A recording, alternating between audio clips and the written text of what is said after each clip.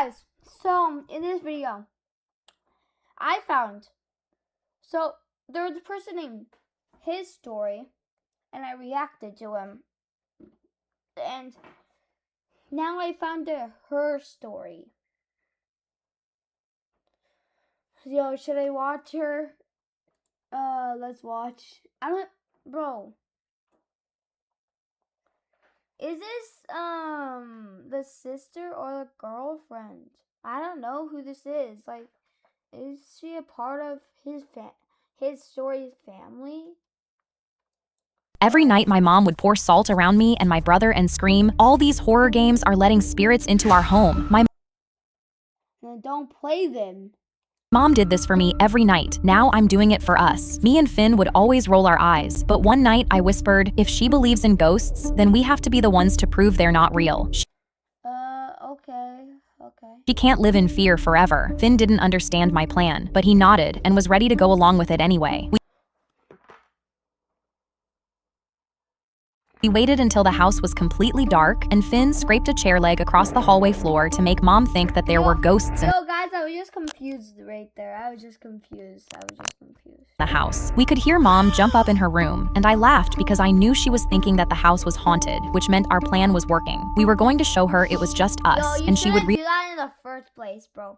What if you give somebody a heart attack by doing that? realize there was never any ghosts in the house. Suddenly, we could hear her whispering through the wall, fast and low, the same words over and over, like she was talking to somebody that wasn't there. We both froze, not knowing what was going on. Finn's head whipped around to the dark hallway. "Do you hear that?" I stopped to listen. There was a scratching sound. I went toward it and put my hand on the door. My hand froze on the knob. On the other side, the scratching stopped.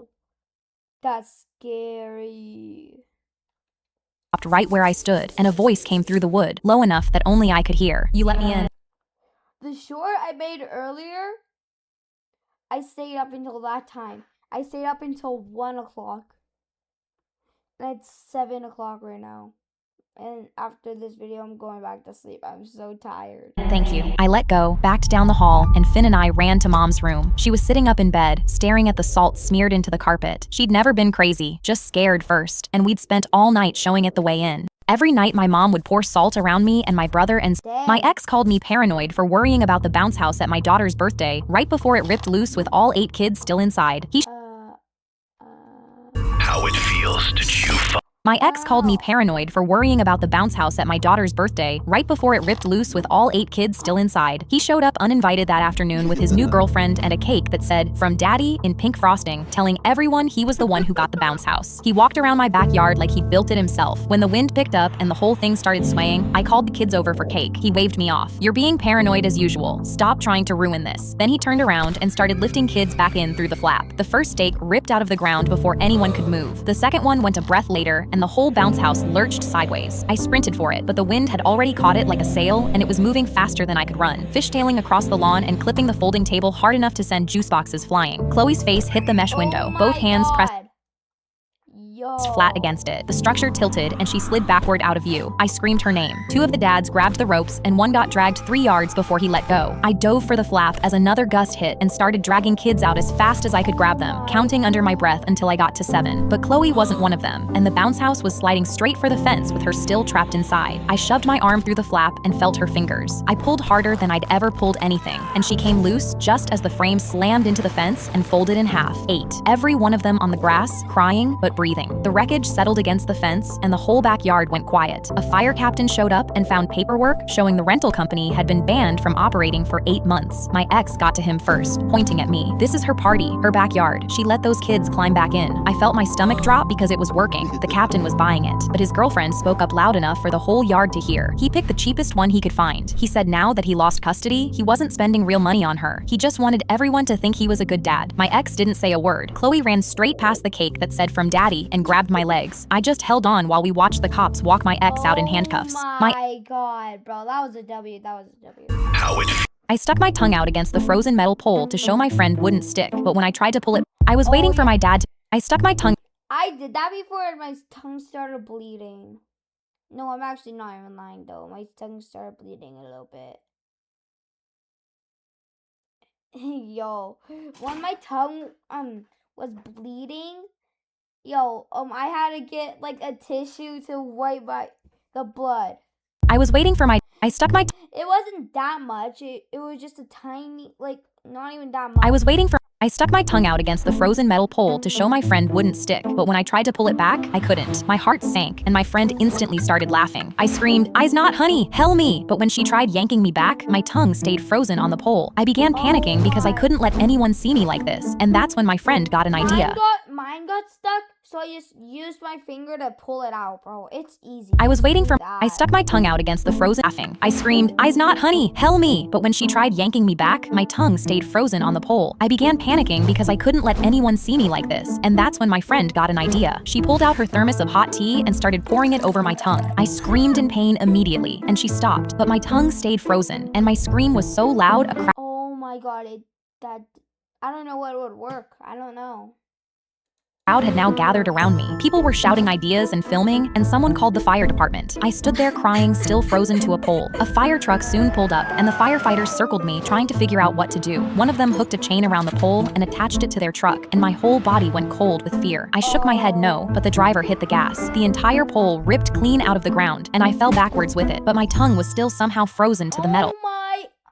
How? I lay in the snow with a pole attached to my face, but that's when my dad stepped out in his slippers. He looked around, muttered "morons" to himself, and crouched down next to me. "Just cup your hands around your tongue." I wrapped my gloved hands around my tongue, and within seconds, the trapped heat melted the ice right off. I stuck my numb tongue back in my mouth and stared at the dozens of people, the firefighters, and the pole on the ground. I stuck my tongue out against the frozen metal pole to show my friend. I was waiting for my dad to pick me up from school when a woman walked up to me. That doesn't look like "Hey, you. sweetie, I'm your mom." I immediately felt nervous. My dad always told me she was dangerous and was in jail for doing horrible things, but she looked so nice. She told me my dad asked her to pick me up, and when my teacher overheard, she said, "Oh, that's so sweet." If my teacher believed her, then she must have been telling the truth, right? But before I could decide, she pulled me into her car. Yo, that's scary. That's scary. Hope she doesn't get kidnapped. She took me out to eat and bought me expensive toys and clothes. Huh? So this is technically not kidnapping. I don't get this. And seemed really nice, but she told me my dad lied about her being a criminal. She said he kidnapped me from her when I was young, and she'd been. What? I was waiting for my dad to Oh my god. listened. They made us get onto a boat, and I overheard one of them say we were leaving Japan. I knew I couldn't go. I just wanted to tell my dad I was sorry. Then, one of the other boys touched my arm. He showed me what he was holding. He had a small knife. He motioned for me to turn around, and as I did, I felt him start cutting the rope. He had to hurry. The men could walk in any second. I felt it snap, and my Alright, let me real quick. Are we? She didn't say anything. She told me to get out and brought me up to a house. The second she knocked on the door, two men immediately grabbed me. "Mom, no!" But they pulled me in, handed my mom some cash, and left. I kicked at them, but they were I knew it. Actually, they didn't, but. stronger, and I was brought into a small room with no windows. There were other kids there, and they all looked scared too. I tried to act friendly, but none of them spoke the same language as me. My dad was right. My mom was evil. They took us all upstairs the next day and made us get into a truck. My hands were tied, so I couldn't do anything. I thought I'd never see my dad again. He was right about my mom. I never should have listened. They made us get onto a boat, and I overheard one of them say we were leaving Japan. I knew I couldn't go. I just wanted to tell my dad I was sorry. Then, one of the other boys touched my arm. He showed me what he was holding. He had a small knife. He motioned for me to turn around, and as I did, I felt him start cutting the rope. He had to hurry. The men could walk in any second. I felt it snap, and my hands were free, but one of them yelled, "Hey!" They saw him and instantly grabbed him. Another one ran in, and when he saw my hands untied, he ran towards me. I kicked him in the balls as hard as I could and ran outside. Bro. He was chasing me. "Grab her!" And with no other choice, I jumped. The ocean was freezing. Hey, yo, hey, yo, hey, yo. Bro, my friends tried to do that to me, no lie. To act cool. Bro, they're really... And I couldn't see. I started swimming, but eventually I realized I was going to die. I was freezing to death, and I started to see the light. This was the end for me. But when I opened my eyes, it was real. The light was coming from the shore. I thought about my dad, how upset he'd be if he never saw me again, and used all my energy to swim towards it. The people on the land saw me and pulled me out of the water. I should have listened. Now I'm traumatized forever. I was waiting for my dad to pick me up from school when a woman walked up to me. "Hey, sweetie, I'm your mom." I stuck my tongue. I was waiting for Save water. Wait. I was preparing for the dog competition when my rival kicked my dog and laughed. That mutt is too ugly and talentless to be here. Leave now and save yourself. Tater Tot whimpered and the crowd snickered, but I knelt down and scratched him behind the ears. He was the last dog left at the shelter, the one no one believed in but me. The rival smirked beside her showbred champion. This is going to Bro. be our 5th year in a row winning. You don't stand a chance. Then the buzzer blared, the gates dropped, and the dogs lined up. As Tater Tot took his position, my rival whispered, "I'll make sure your mutt is last place." I didn't know what she meant by that, but Tater Tot flew through the course, tongue out, happier than I'd seen him since the shelter. He cleared the tunnel and the weave poles, and we were in the lead. But then I heard 2 sharp snaps, and the rival's champion slammed into Tater Tot's side, knocking him off the ramp as he cried out. I whipped toward the sound and saw my rival's fingers raised, snapping again, and her dog rammed another competitor to the ground. I realized the snaps were her signaling her dog to ram the others, and she was cheating. Then she clapped twice, and her dog stopped dead in the track, sending 3 dogs crashing into a pileup behind it. But Tater Tot scrambled up and pushed through the chaos, sprinting past her champion and into the lead. We were about to win. Then the rival saw us pulling ahead, snapped twice, and her dog rammed Tater Tot right at the finish line, throwing us back just enough to cross at the exact same moment. The judges stood up. "It's a tie. We need to review further." As the judges leaned in to decide who won, the rival slid up beside them, whispering in their ears, and I knew it was now or never. "She's cheating," I shouted, pointing at my rival. "She's been sabotaging the other dogs by snapping." The judges frowned, and one shook his head. "That's a serious accusation. Dogs don't just attack on command." The rival smirked, certain she'd already won. "Get her out of here. She and her dog don't belong." But I stepped forward and raised my hand. "Just watch." I snapped twice, and her champion instantly lunged sideways, ramming into the dogs nearby. The whole crowd gasped. The rival's face went white as the judges turned to her, then to me. "The champion is disqualified. The win goes to Tater Tot." I knelt down and hugged my dog as the crowd roared, trophy in hand. Then I looked at my rival on the floor, sobbing, "Looks like your dog was last place." I was preparing for the dog competition when my rival kicked my. I was scrolling through the twin day photos on my phone, waiting for my best friend Jade to get back from the bathroom, when the fire alarm.